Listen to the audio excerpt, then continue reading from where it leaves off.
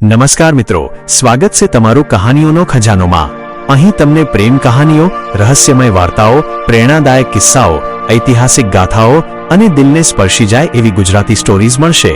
નવી વાર્તાઓ અને મોટી કહાની માટે અમારી ચેનલને સબસ્ક્રાઇબ કરો। તો આજે આપણે વાત કરવા જઈ રહ્યા છીએ હોથલ પદમણી અને ઓઢા જામની અમર પ્રેમ ગાથાની। ઓઢા જામનો દેશવટો। કચ્છના જામ લાખાજીના ભાઈ એટલે ઓઢો જામ। ઓઢો જામ દેખાવડો, પરાક્રમી અને માયાળુ પુરુષ હતો, પરંતુ ભાઈઓ વચ્ચેના આંતરિક ડખ્ખા અને રાજકીય કાવાદાવાને કારણે ઓઢા જામને કચ્છની ધરતી છોડવી પડી, એટલે કે તેમને દેશવટો મળ્યો। પોતાના વતનથી દૂર ઓઢો જામ આશરો શોધતા સિંધ તરફ નીકળી પડ્યો। ભટકતા ઓઢો જામ એક ગાઢ જંગલમાંથી પસાર થઈ રહ્યો હતો। ત્યાં અચાનક સિંહોના ટોળાએ તેના પર હુમલો કર્યો। ઓઢો એકલો હતો અને સંકટ મોટું હતું। બરાબર એ જ સમયે ત્યાં એક અજાણ્યો ઘોડેસવાર આવી પહોંચ્યો। એ ઘોડેસવારે અદ્ભુત વીરતા બતાવીને ઓઢા જામનો જીવ બચાવ્યો।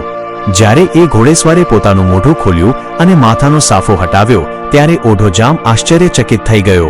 એ કોઈ પુરુષ નહીં, પણ એક અપ્સરા જેવી સુંદર સ્ત્રી હતી। તેનું નામ હતું હોથલ। હોથલ માત્ર સુંદર જ નહોતી, પણ શસ્ત્રવિદ્યામાં નિપુણ એક પદ્મણી નારી હતી। હોથલ ઓઢા જામના વ્યક્તિત્વ અને તેની વીરતા પર મોહિત થઈ ગઈ અને ઓઢો પણ હોથલના પ્રેમમાં પડી ગયો। બંનેએ લગ્ન કરવાનું નક્કી કર્યું, પરંતુ હોથલે ઓઢા સામે એક શરત મૂકી।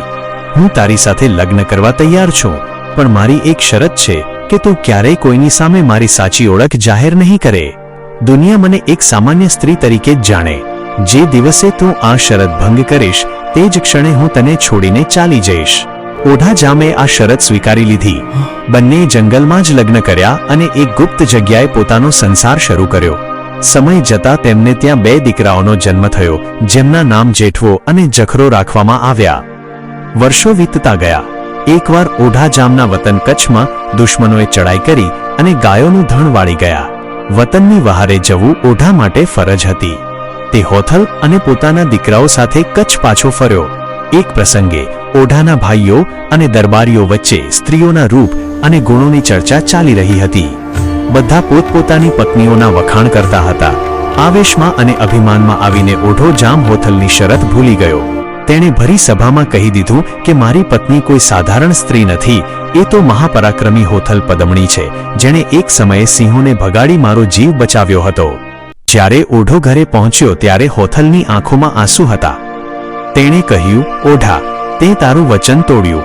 હવે હું અહીં એક ક્ષણ પણ રહી શકું નહીં। ઓઢા જામે પગે પડીને બહુ માફી માંગી, કરગરી પડ્યો, પણ પદ્મણી નારી પોતાના વચનની પાકી હતી। તે પોતાના બંને દીકરાઓ ઓઢાને સોંપીને ઘોડા પર સવાર થઈને પવનની વેગે જંગલ તરફ ચાલી નીકળી અને કાયમ માટે અદૃશ્ય થઈ ગઈ। ત્યારબાદ ઓઢો જામ હોથલના વિરહમાં પાગલ જેવો થઈ ગયો। તેણે હોથલની યાદમાં દુહાઓ ગાયા, જે આજે પણ કચ્છ અને સૌરાષ્ટ્રના લોક સાહિત્યમાં અમર છે। આ હતી હોથલ પદ્મણી અને ઓઢા જામની એ ઐતિહાસિક અને રોમાંચક વાર્તા।